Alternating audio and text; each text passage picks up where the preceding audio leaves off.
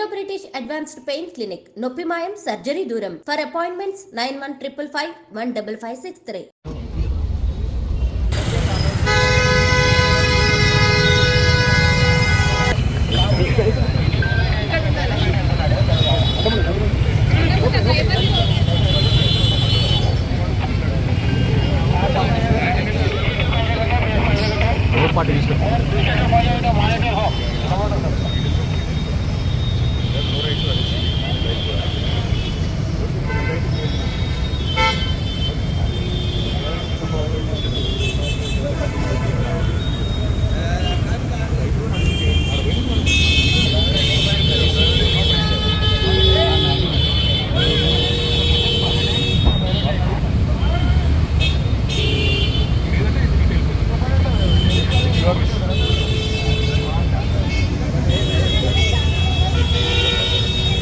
Extensive arguments ACB చేసి judgement reserve అయిన తర్వాత అసలు పిలిచి అవసరం పిలిచి అయినా వచ్చినాక మీరు నా లాయర్ రాకూడదు అంటే నేను ఇన్ రైటింగ్ ఇవ్వండి, లాయర్ రాకూడదు ఇన్ రైటింగ్ ఇవ్వండి, నేను ఉంటాను ఇక్కడ వెయిట్ చేస్తాను, రోడ్డు మీద ఇక్కడ కూర్చొని ఇక్కడ ఇన్ రైటింగ్ ఇవ్వనండి, లాయర్ రావడానికి వీల్లేదు అంటే లేదంటే మీరు ఇద్దు అంటే వెళ్ళిపోతాం, లేదు మీకు లెటర్ ఇచ్చి వెళ్ళిపోమంటే మీకే లెటర్ ఇచ్చి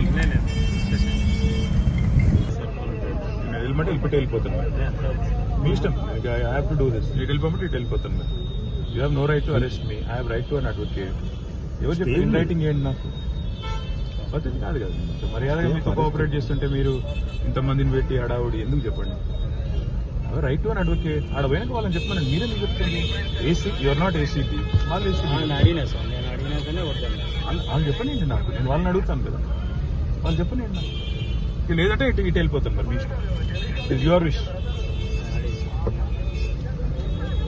కోర్టు ఆల్రెడీ తీర్పు రిజర్వ్ చేసి పెట్టింది. హైకోర్టు మీద ఉన్న గౌరవంతో, చట్టాల మీద ఉన్న గౌరవంతో, రాజ్యాంగం మీద ఉన్న గౌరవంతో నేను ఇక్కడికి వచ్చానని చెప్పాను. వారు మరి ఏ కారణం చేతనో నా లాయర్ నాతో రాకూడదు అంటున్నారు. మరి ఒక పౌరుడిగా నాకు నా లాయర్ను వెంట పెట్టుకుని విచారణలో భాగస్వామ్యం చేసే అధికారం నాకుందని నేను అనుకుంటున్నాను. లేదు అని వారు అంటున్నారు. భారత రాజ్యాంగం నడుస్తుందని నేను అనుకుంటున్నా. కాదు రేవంత్ రెడ్డి రాజ్యాంగం మాత్రమే ఇక్కడ నడుస్తుంది తెలంగాణలో వాళ్ళు అంటున్నారు. చూడాలి మరి వాళ్ళు ఏం చెప్తారో. దాని మీరు ముందుగా ఇన్ఫార్మ్ చేశారా అడ్వకేట్స్ వస్తున్నట్టు? బ్రదర్, వాళ్ళు హైకోర్టు తీర్పు రిజర్వ్ చేసిన తర్వాత నిజాన్ని నన్ను పిలవాల్సిన అవసరమే లేదు. హైకోర్టులో చాలా గంటల వాదనలు వాళ్ళు వినిపించారు ఏసీబీ తరఫున. ఇవాళ కొత్తగా మళ్ళీ ఇప్పుడు సాధించేది లేదు.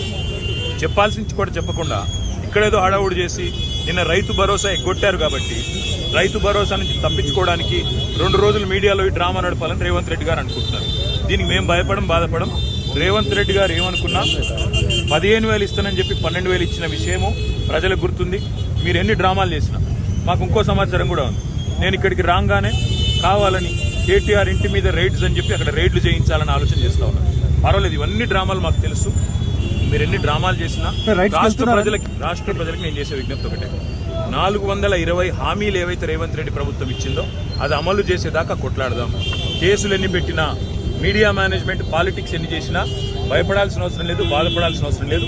వాళ్ళు ఎన్ని రైడ్స్ చేసుకున్నా, ఎన్ని డ్రామాలు చేసినా సరిపోతుంది. నా లాయర్లు ఉంటే వాళ్ళకి వచ్చిన ఇబ్బంది ఏంటంటే, నాతో పాటు లాయర్లు ఉంటే నా రైట్స్ ప్రొటెక్ట్ చేయబడతాయి. ఇక్కడ మా పట్నం నరేందర్ రెడ్డి గారిని అరెస్ట్ చేసినప్పుడు ఆయన ఇవ్వని స్టేట్మెంట్ ఇచ్చినట్టుగా పోలీసులు తప్పుడు వార్తలు రాసి మీడియాకి లీక్ చేశారు. అలా కాకుండా నా రైట్స్ నేను ప్రొటెక్ట్ చేసుకోవాలి కాబట్టి లాయర్ ఉండాలని కోరుతున్నాను. వాళ్ళకి వచ్చిన ఇబ్బంది సార్. ఇప్పుడు ఈ స్థాయిలో ఆంక్షలు పెట్టారు, మీరు నేరుగా విచారణకు అటెండ్ అవుతున్నారు. వాళ్ళు చెప్పిన అదే చెప్తున్నా బ్రదర్. నేను ఆంక్షలు నరేందర్ రెడ్డి గారు ఇవ్వని స్టేట్మెంట్ ఇచ్చినట్టుగా తప్పుడు స్టేట్మెంట్లు రికార్డ్ చేసిందే పోలీసు వాళ్ళు.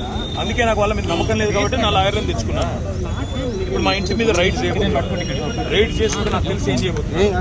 రైడ్స్ చేసి అవసరమైతే కొన్ని ఇంప్లాంట్ చేసి, కొన్ని లేనిపోని సృష్టించి అందులో ప్లాంట్ చేసి దాని మీద కేసు బనాయించాలని వీళ్ళ చిల్లర ప్రయత్నం.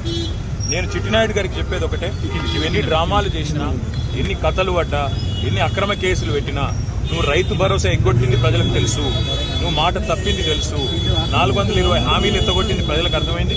నువ్వెన్ని చేసుకున్నా తప్పకుండా నేను వదిలిపెట్టాం. ప్రజాక్షేత్రంలో తప్పకుండా మా హక్కుల కోసం కొట్లాడు. ఇవాళ నేను అడిగేది ఏంటంటే, మొన్న నరేందర్ రెడ్డికి జరిగింది, ఇవాళ నాకు జరగదని గ్యారంటీ ఏంది? నరేందర్ రెడ్డి ఈయన స్టేట్మెంట్ ఇచ్చినట్టు, కన్ఫెషన్ ఇచ్చినట్టు, అనవసరంగా నా పేరు చెప్పినట్టు లేనిపోని పుకార్లు వీళ్ళే సృష్టించిన పోలీసు వాళ్ళు మీడియాకు లీక్లు ఇచ్చారు. నాకు కూడా అట్లే చేస్తారనేది నా డౌట్. రెండవది ఇవాళ నేను మళ్ళీ చెప్తున్నా, నేను ఇక్కడ రాగానే నా ఇంటి మీద రేడ్ చేయాలని చెప్పి వాళ్ళు ప్లాన్ చేసుకున్నారు. తప్పకుండా నా ఇంటి మీద రేడ్ చేస్తే కూడా అన్లయమని ఇరికిచ్చి రేవంత్ రెడ్డి గారు ఇచ్చిన 2 చిట్టీలు అవసరమైతే ఇంకో 2 ఏమైనా సృష్టించి అని ఇరికిచ్చి కావాలని బదనాం చేయాలన్న చిల్లర ప్రయత్నం వాళ్ళు చేస్తున్నారు. నా హక్కుల కోసం తప్పకుండా నేను కొట్లాడతాను. న్యాయవాదుల సమక్షంలో ఎంక్వైరీ చేయాలని కోరుతున్నాను. తప్పే చాలా సేపటి నుంచి వెయిట్ చేస్తున్నారు, ఇంకెంతసేపు వెయిట్ చేస్తారు, ఏమని చెప్తున్నారు? 5 నిమిషాలు చూసిన తర్వాత ఇక మరి పోలీసులు సహకరించకపోతే నా దారి నేను అంటే ఇప్పటివరకైతే ఏం చెప్పట్లేదు. పోలీసు వాళ్ళు మరి లిఖితపూర్వకంగా ఏం చేయట్లేదు, కానీ వాళ్ళు ఫోన్లు వాళ్ళు ఏదో మాట్లాడుతున్నారు. పైకి రేవంత్ రెడ్డికి మాట్లాడుతున్నారో మరి ఇంకా డీజీపీకి మాట్లాడుతారో ఎవరికి మాట్లాడుతారో తెలియదు. వాళ్ళు ఏం చెప్తారో దాన్ని బట్టి నా తదుపరి. సార్ ఇప్పుడు అడ్వకేట్స్ అనుమతి లేదు అనేది అయితే నిబంధన లేదు కదా సార్? అడ్వకేట్స్ అనుమతి లేదు అనేది తప్పు.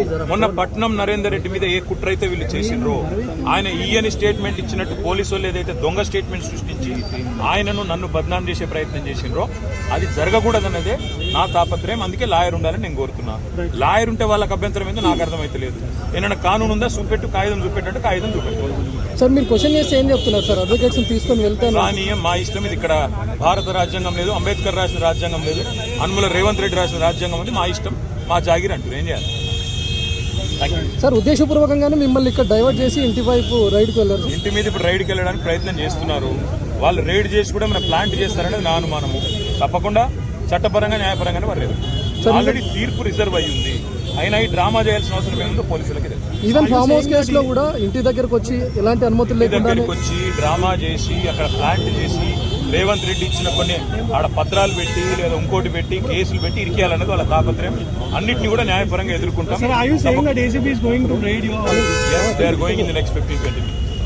మీరు ఒక మాజీ మంత్రి ఇలా రోడ్డు మీద కాకుండా కనీసం లోపలికి పిలిచైనా చెప్పాల్సిన వాళ్ళ విఘ్నత, అది రేవంత్ రెడ్డి గారి యొక్క విఘ్నత, వారి యొక్క తెలివితేటలు. నేను సహకరించడానికి ఇక్కడికి వస్తే నన్ను కనీసం లాయర్ కావాలని నేను కోరుతందుకు కారణం ఒకటే.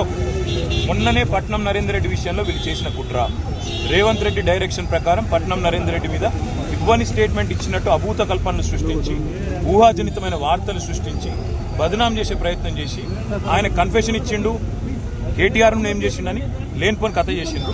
మళ్ళీ మాకు అట్లా జరగకూడదు అనేది నా తప్ప.